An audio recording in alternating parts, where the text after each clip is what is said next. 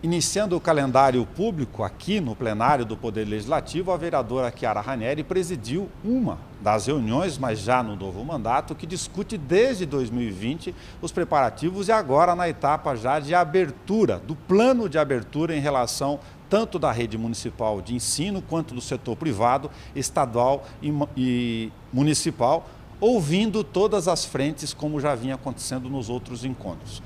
Uma série de posicionamentos, naturalmente, daqueles que são do professorado, do setor privado que quer trabalhar, com mistos de informações. Que impressões iniciais você teve do novo governo, da secretária de Educação Maria do Carmo Kobayashi, e do secretário de Saúde, Orlando Costa Silva, que são pontos fundamentais para esse desfecho? Bom, acho que é importante a gente destacar que nós estamos na primeira semana de governo, né? Hoje é o terceiro dia de atividades desse governo. É compreensível que muitas informações ainda precisam ser levantadas pelo novo governo, mas especificamente sobre a educação, me surpreendeu um pouco, durante a audiência pública, o governo não ter clareza do que hoje está permitido nas escolas do município, né? E quando a gente fala das escolas do município, a gente está falando de todas, né? Em especial, nós falamos das escolas privadas que tiveram aí decretos regrando as atividades e que no final do ano, em função também do Plano São Paulo, né, houve uma certa suspensão de atividades dentro daquela chamada quarentena responsável por dias. E, enfim, o governo assume, prorroga a quarentena responsável até o dia 17. E aí as escolas privadas com muitas dúvidas do que poderiam estar oferecendo neste momento. Que, embora as escolas públicas estejam com atividades suspensas, completamente suspensas, com professores e funcionários em férias, as particulares, no mês de janeiro, costumam funcionar, atendendo as famílias e as crianças de um modo muito especial, né? As escolas de educação infantil e ensino fundamental,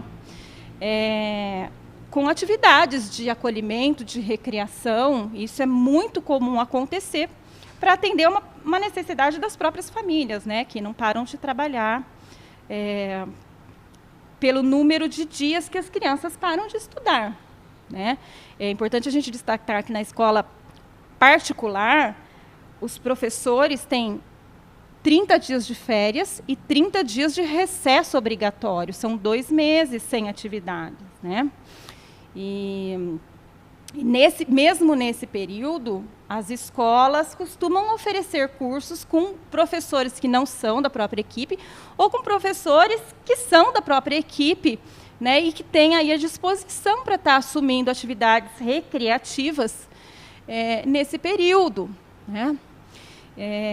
Então, fiquei um pouco surpresa e um pouco preocupada com essa dificuldade em afirmar o que poderia ser oferecido hoje. As escolas particulares estão funcionando, né? E saber se o decreto que regra que pode funcionar com 20% da capacidade da sala de aula, né, por até 5 horas por dia, e respeitando, obviamente, 1,5 metro de distanciamento para atividades de reforço e acolhimento, me preocupou que isso não tenha sido afirmado pela própria secretária municipal de educação, mesmo que seja o 3º dia de atividade. Então, se as próprias escolas têm dúvidas com relação a isso, né, e nós temos dificuldade em afirmar, pelo menos o governo municipal teria que ter na ponta da língua que isso é o que hoje é permitido, né? Então, me preocupou um pouco essa questão, mas eu acho que a audiência foi muito importante, inclusive para que a Secretaria Municipal de Educação consiga entender todas as dimensões que foram postas nessa reunião, que são dimensões das escolas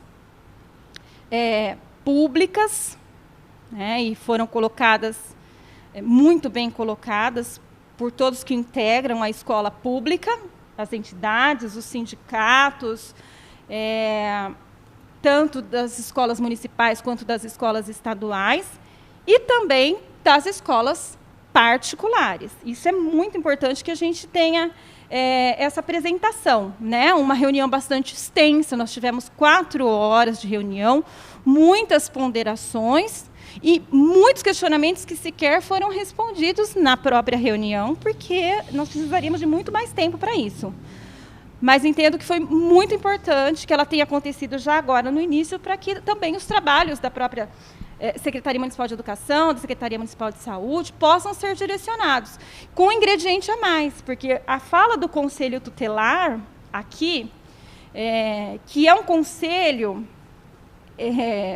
que tem a prerrogativa de proteger, na verdade, as crianças.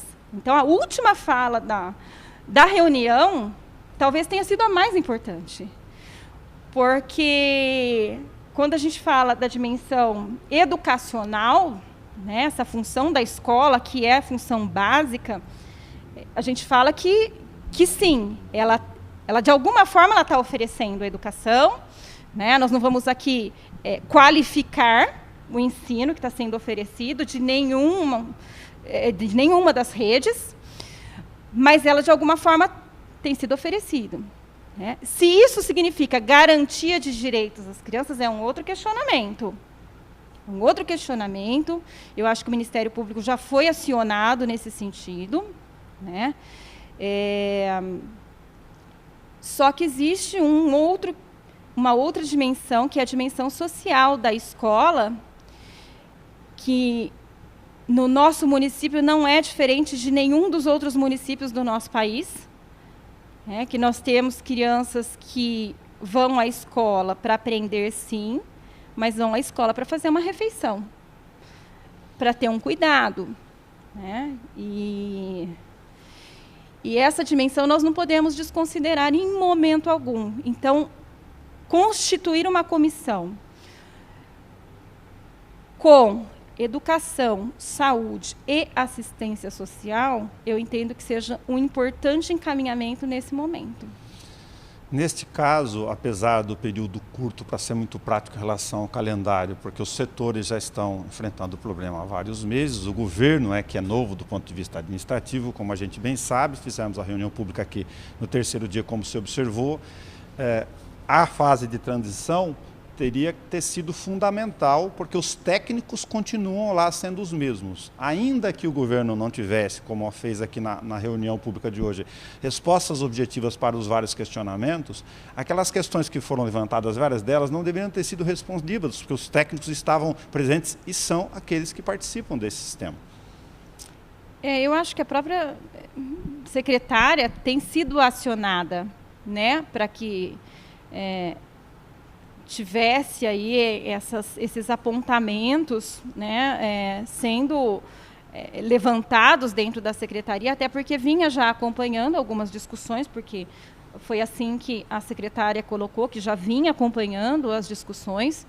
Haviam compromissos da própria prefeita com relação a esse retorno de aulas durante a campanha e depois de eleita, né? Então, eu acho que esses questionamentos com certeza foram discutidos entre a prefeita e a sua secretária de educação, o secretário de saúde, né, que é o vice-prefeito. Então, eu acho que esses questionamentos de que momento nós estamos e como vamos retornar, já que a educação é sim tão importante, né, já deveriam estar muito bem discutidos, né? Então,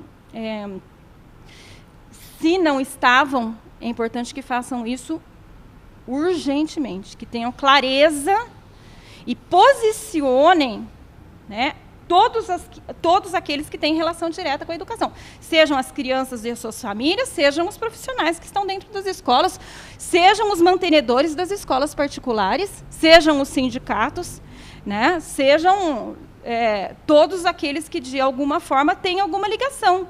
Como bem foi colocado aqui, até os segmentos econômicos que oferecem serviços e produtos para a educação. Isso é muito importante. Como outro ponto objetivo para quem está nos assistindo, como é que você vê a discussão do ponto de vista do legislativo, que você já vem fazendo há um bom tempo, de forma prática, como você ponderou, com atividades de recreação ou não, que já deveriam estar em curso e não estão por força dos prejuízos do decreto ou da falta de definição, já nesse momento que estamos falando aqui, os primeiros dias de janeiro, mas um calendário que nos pressiona também pelo tempo. Que no máximo 30 dias, considerando genericamente esse calendário, o governo terá que se posicionar.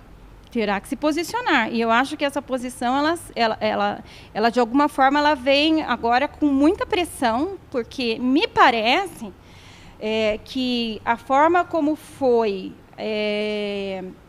conduzido o posicionamento do governo municipal, com pouca firmeza com relação ao que deve acontecer agora para o início letivo de 2021, ele virá, sim, com muita pressão para que isso seja definido de forma clara, objetiva e muito urgente, porque o planejamento ele não acontece de uma semana para outra, né? Então, tudo aquilo que foi compromisso e que estaria num decreto até o final de dezembro e não se concretizou para essa segunda-feira, também como era uma expectativa de muitas das escolas, com certeza ele será agora muito mais necessário, né, pela pressão que o governo municipal estará sofrendo, não só dos segmentos da sociedade, mas também da Câmara Municipal. Você tem algum receio de que, ainda que coincidentemente sem ter sido preparado isso, com a dinâmica social epidemiológica,